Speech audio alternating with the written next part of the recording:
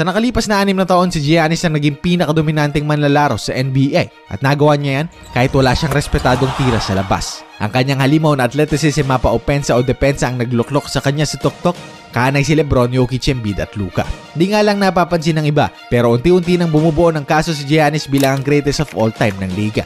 Pero posible nga bang maging parte ng GOAT discussion si Antetokounmpo? At kaya nga ba niyang higitan ng legasiya at karerang nabuo ni Lebron at MJ? Kung interesado kayo, tara't samahan niyo kung balang kasi ng story ni Giannis. Ito ang kwento ni The Greek Freak. Maaring marami sa inyo ang napapailing na sa paksang pag-uusapan natin ngayon. Bakit nga kasi? Para sa mga solidong NBA fans dyan, hilaw pa para ikumpara ang stint ni Giannis sa legasiyang tinayo ni James at Jordan. Kung titingnan din ang listahan ng recognition ng 28 years old pa lang sila, masasabing lugi pa talaga sa comparison na ito si The Greek Freak. Kung MVP awards, All-Star selections at championships ang usapan. Pero tandaan natin, hindi pa nagpipik ang potensyal ni Giannis at sa mga unang taon niya, hindi naman kasing bilis ni MJ at LBJ ang pag-arangkada ng kanyang karera. Ito nga itsura niya 10 years ago, walang bakas na mahahanay ang pangalan niya sa GOAT discussion ngayon. Kasi mula sa pagiging patpating 6'9" na 4 noong 2013, 50 pounds of pure muscle ang kinarga niya para maabot ang dominanting form niyang nakikita natin ngayon. And even with this transformation, hindi pa rin naman kaagad bumulusok pataas ang karera ni Giannis. 2019 nga kahit mismo si Harden inilait ang playstyle ni The Greek Freak, saying na hindi kailangan ng talento o skill sa basketball na nilalaro ni Antetokounmpo. Kahit sino naman daw kasing 7-footer na athletic, wala namang magiging problema sa opensa at depensa. Magunat ka lang, makakadakdak ka na.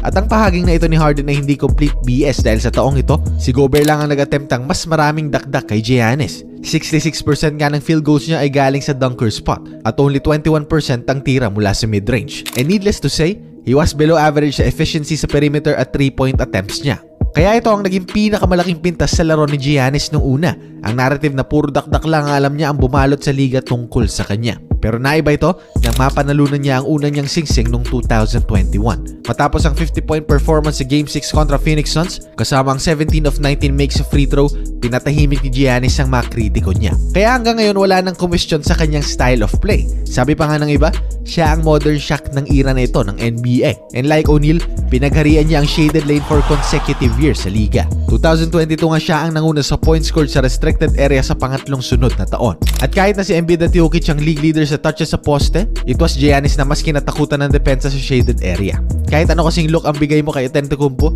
malamang sa malamang hindi rin uubra. Bigyan mo siya ng elite na post defender, gagamitin niya ang explosiveness niya para daanan ng bantay na yan. Bigyan mo naman siya ng maliksi na point forward o gwardya, pambubuli at pangangaldag naman ang ipaparamdam niya sa kanila. Kaya bibihira lang talaga ang kayang makipagsabayan sa loob kay Giannis on a single coverage. At isa pa, isang elite na atleta rin si The Greek Freak sa transition at open court. Dahil sa athleticism at haba nito, 3 dribbles lang kaya niyang i-cover mula half court hanggang shaded area. Minsan nga mapapailing ka na lang dahil kahit 3-on-1 sa fast break, magagawan pa niya ng paraan.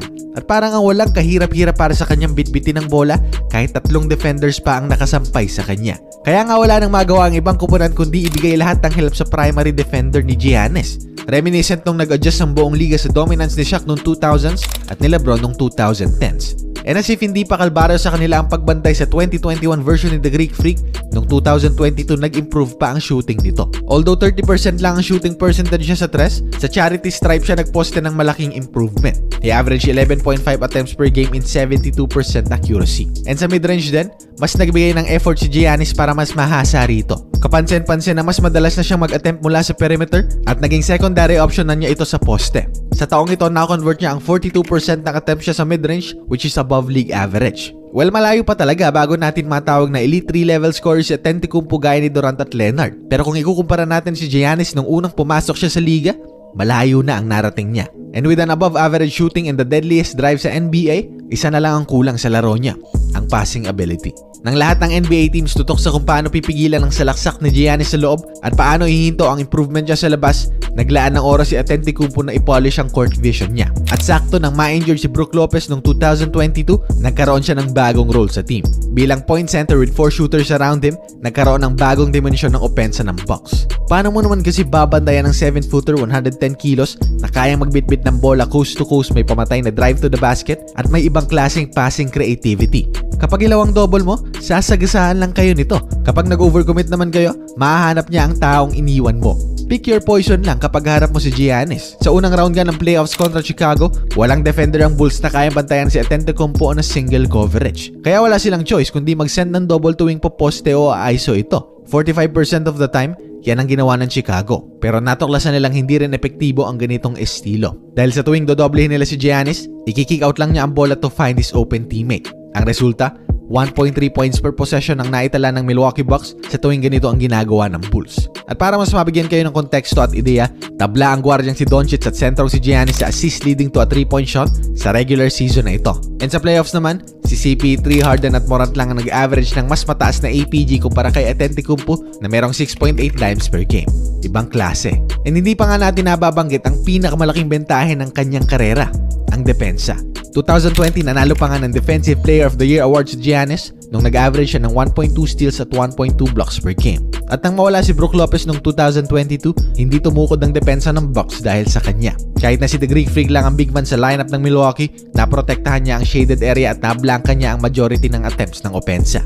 Mula sa chase down blocks sa open court, pagiging help defense sa weak side, at pagsabay sa mga elite na ball handlers ng liga, kay Greek Freak na ang lahat ng aspeto sa depensa.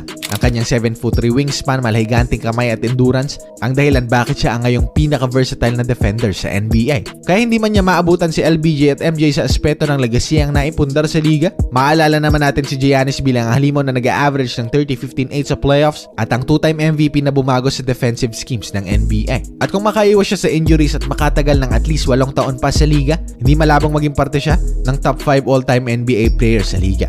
Ikaw, sa tingin mo, karapat dapat na bang isali si Giannis sa GOAT discussion ng NBA?